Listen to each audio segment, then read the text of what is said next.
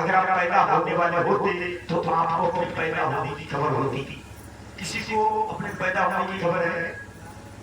किसी को पहचान करके देखो, किसी ने बताया होगा? जिस दिन शरीर पैदा हुआ होगा उस दिन बताया होगा इस दिन तक तुम्हारा जन्म हुआ, क्योंकि तुम पैदा नहीं हुए, तुम्हारा शरीर प्रकट हुआ था, इसलिए लोगों ने बताया। तुम पैदा होते तो तुम्हें अपने पैदा होने की खबर होती। तुम अजर अमर अविनाशी थे हैं और रहेंगे, क्योंकि जब आप ये शरीर पैदा नहीं हुआ था तब भी तुम थे जहाँ थे माता के पास, और जब माता के पास नहीं थे तो कहाँ थे? तो पिता के पास, और जब पिता के पास नहीं थे तो तुम कौन थे? तो तुम तेज के रूप में थे, और जब तेज नहीं थे तो तुम कौन थे? तो अन्न के रूप में थे, और जब अन्न के रूप में नहीं थे तो बीज के रूप में थे, बीज के रूप में नहीं थे तो तुम कोहरा के रूप में थे, और जब कोहरा के रूप में थे 3 गुण थे 17, और जब 3 गुण नहीं थे तो आप त्रिगुणातीत थे, और जब त्रिगुणातीत नहीं थे तो आप त्रिगुणातीत प्रज्ञानम ब्रह्म, और वो प्रज्ञानम ब्रह्म कौन है? आया तत्वमसि तुम हो, कोई और नहीं। इतने आवरण हमारे आपके ऊपर पड़े तो ही अपना आपा भूल पाए। तो हमने अपना आपा भूल करके तो हमने बताया कि हम स्त्री हैं, हम पुरुष हैं, हम ब्राह्मण हैं, हम वैश्य हैं, हम बूढ़े हैं, हम जवान हैं, हम हिंदू हैं, हम मुस्लिम हैं, हम सिख हैं, ईसाई हैं। इतने आवरण पड़े तो हम अपने आप को भूल पाए। आज भूल गए हो, इसलिए राम आप तो अजर अमर अविनाशी हो। यही आज ज्ञान है, यही योग का ज्ञान है। इसलिए राम मेरी बात मानो तो कितने दिन प्रति एकांत में करना थोड़ा ध्यान, और सर्वव्यापक शक्ति से तुम लेना ये वरदान। क्या तुम्हें अपने जीवन में क्या करना है? जानने वाले को है जानना, इस शरीर में जो जानने वाला है हकीकत में यही परमात्मा है, जानने वाला। और जानने में जो आए वो भगवान नहीं है, वो जड़ है, वो माया है। उसकी पूजा करना, उसकी गुलामी करना भव सागर में पोते खाने जैसा है। जानने वाले को है जानना, मौका जाए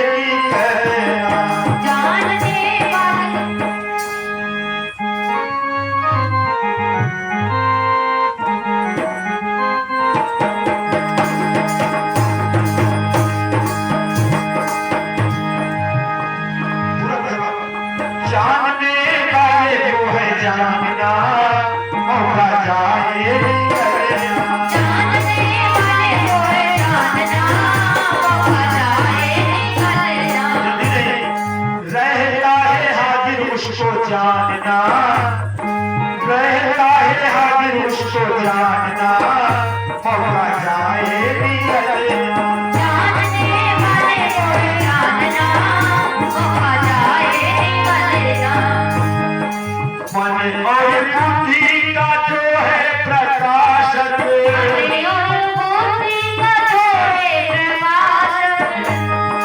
वही है तेरा निज आपा, मौका जाए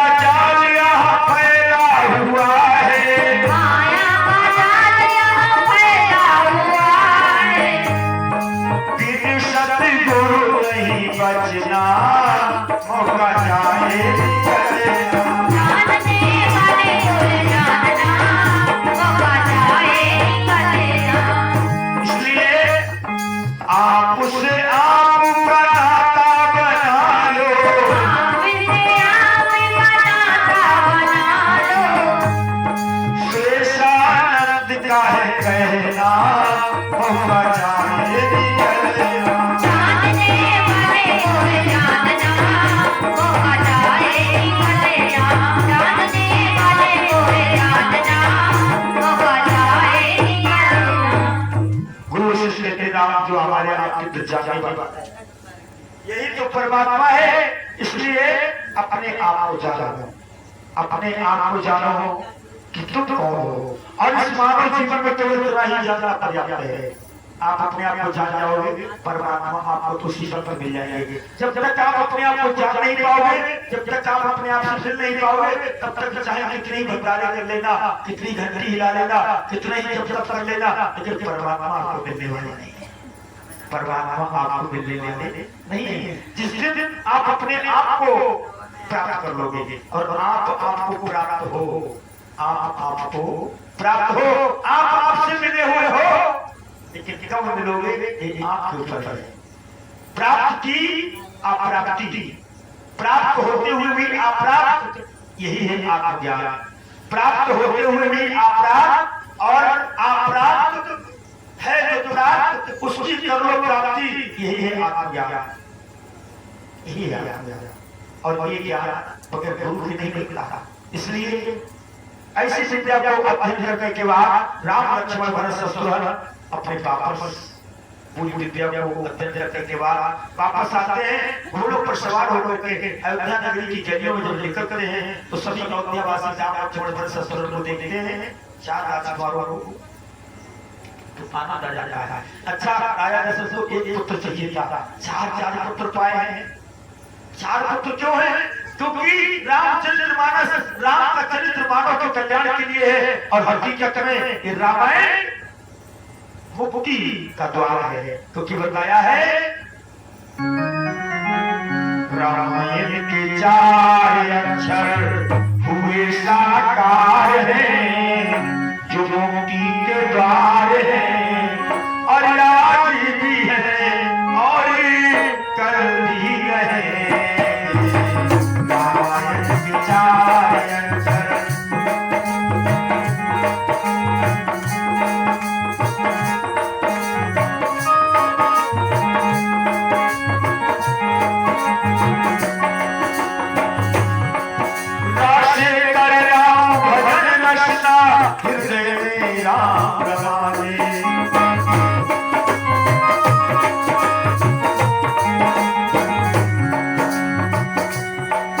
माया से दूर रहना है तो मायापति मन में बसा दे।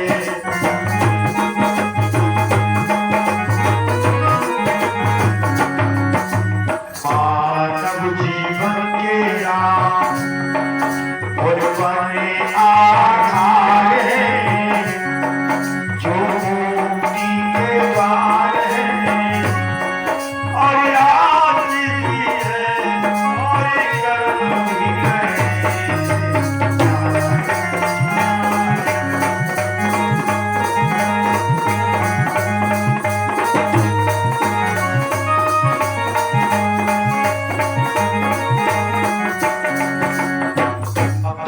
ये रामायण मुक्ति का द्वार है।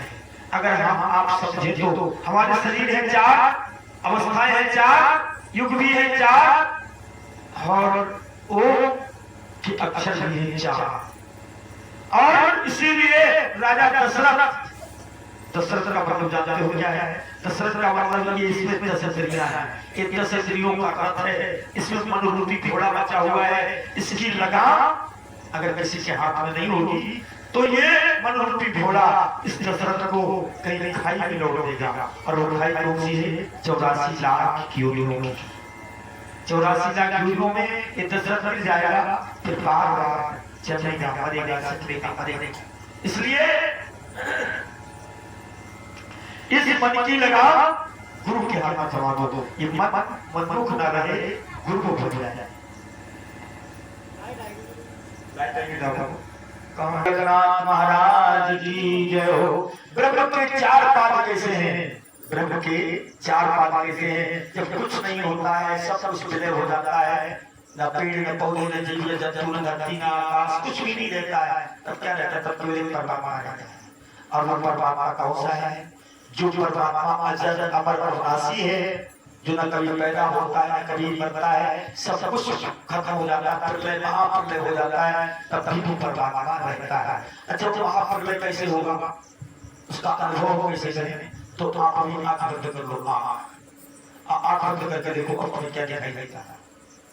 आकाश, पृथ्वी, जल, वायु, अग्नि, पेड़ पौधे, जीव जंतु कुछ दिखाई देता है? सब कुछ प्रलय हो गया, सब कुछ प्रलय हो गया। लेकिन इस प्रलय में भी कुछ दिखाई देता है, आंख बंद करके देखो कुछ दिखाई देता है। क्या? जैसे अंधेरा, स्पष्ट में अंधेरा में सबको दिखाई देता है।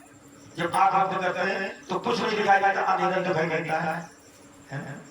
इस महाप्रलय में जैसे कुछ नहीं दिखाई देता और अंधेरा दिखाई देता है, ठीक इसी प्रकार से महाप्रलय था जब कुछ नहीं था तो केवल एक परमात्मा था, जैसे इस महाप्रलय में अंधेरा है।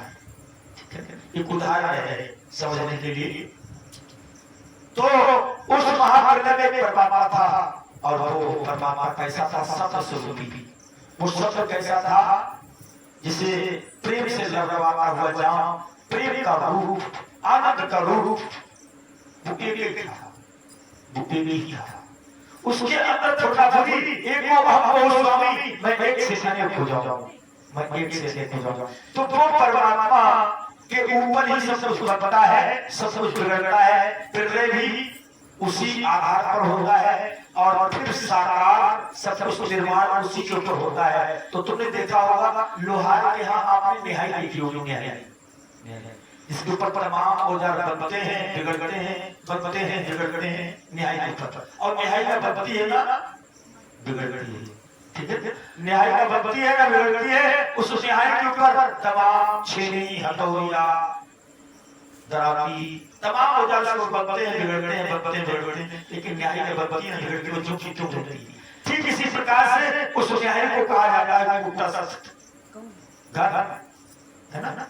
तो ठीक इसी प्रकार से परमात्मा सब कुछ खत्म होने के बाद जब सब कुछ विलय हो जाता है, तब जो रहता है वो परमात्मा कूटस्थ बताया गया है। कूटस्थ, जिसका नाम आदि है ना अंत है, वो कूटस्थ है। और उसके बाद में दूसरा परमात्मा कौन सा है? उस कूटस्थ परमात्मा से एक प्रकट हुआ कौन सा? ब्रह्म, ब्रह्म, इसको भगवान कहते हैं इसको। और उस ब्रह्म से प्रकट हुआ ईश्वर, और ईश्वर से प्रकट हुआ जीव। कैसे हुआ प्रकट? कैसे प्रकट हुआ? ध्यान दें। अब मैं एक घड़ा का उदाहरण दे रहा हूँ। एक घड़ा है, उस घड़े आधे घड़े में जल रहा हुआ है, आधे घड़े में जल रहा है। अब वो घड़ा कहाँ रखा हुआ है? आकाश में, महाआकाश। जो तमाम पूरी जगह दिखाई दे रही महाआकाश है, महाआकाश। ये महाआकाश में वो घड़ा रखा हुआ है। अब घड़े के अंदर आधा तो जल भरा हुआ है, आधा खाली है, तो आधे खाली जगह में भी आकाश है, पूरी जगह है, उसमें भी आकाश है। तो उसको क्या कहते हैं? घटाकाश। जो घड़े के अंदर वाला आकाश है उसको क्या बोलेंगे? घटाकाश। दो आकाश हो गए। अब तीसरा आकाश, अब जल में देखो, जल में भी आकाश दिखाई देता है, तो वो कौन सा है? जलाकाश, ठीक है, वो है जलाकाश। और उसमें मेघ दिखाई देते हैं, मेघ बादल वगैरह दिखाई देते हैं उस जल में, तो वो है मेघाकाश। तो तीन आकाश तो घट के रहे, घटाकाश, जलाकाश, मेघाकाश। और तीनों आकाश एक घड़े के अंदर है, और वो घड़ा कहाँ का है? महाकाश, महाकाश, ठीक है। कितने आकाश हो गए? चार। महाकाश, घटाकाश, जलाकाश, मेघाकाश, चार आकाश हो गए। अब चार आकाश है, ध्यान दीजिएगा। अब ऊ में कितने हैं? आ, उ, मा और अन की विभूति। आज जब बोलते हैं तो का आकार बढ़ जाता है, इससे आकार जगत की रचना हुई।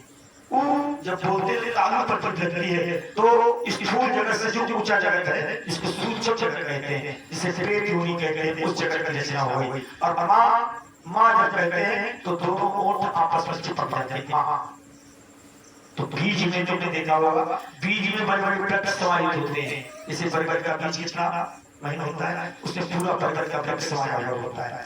ठीक इसी प्रकार से जो माँ है एक कारण शरीर है, कारण एक कारण जगत है, जिसको बीज जगत बोलते हैं, बीज जगत।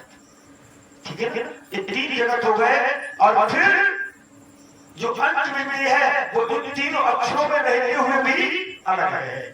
और फिर अंत विधि की विशेषता पता क्या है? जैसे आप बताओ, वो भी बोला होता है, उसके अंदर भी आकाश होता है, अवकाश होता है। वो बोलो तो उसके अंदर भी अवकाश होता है, माँ बोलो तो उसके अंदर भी अवकाश होता है। लेकिन अंत विधि ठोस होती है, ठोस, उसमें कोई अवकाश नहीं होता। ठीक है ना। अच्छा आप बोलो, आप बोल के आ खत्म हो जाएगा, शुरू हो जाएगा, और कु बोल करके फिर माँ शुरू हो जाएगा, फिर माँ भी खत्म हो जाएगा। लेकिन अंत विधि की जब अकार आती है,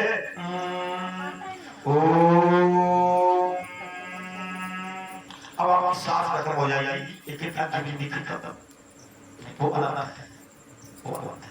तो ये कूटस्थ जो है वो अंत विधि है। ठीक है, वो कूटस्थ ब्रह्म जो है वो अंत विधि है। इसे चौथा राग कहते हैं, जिसका ब्रह्मा विष्णु महेश भी ध्यान करते हैं, जिसका ब्रह्मा विष्णु महेश भी ध्यान करते हैं। तो चौथा भगवान ही आपके अंदर बोलने वाला, जाने वाला बैठा हुआ है। इसी स्वरूप का बोध कराया है गुरु वशिष्ठ ने राम को। हे राम, वही तुम हो, वही तुम हो, वही तुम हो। ऐसा ज्ञान प्राप्त करके राम अपने महिमा में आ जाते हैं। और फिर आगे क्या होता है?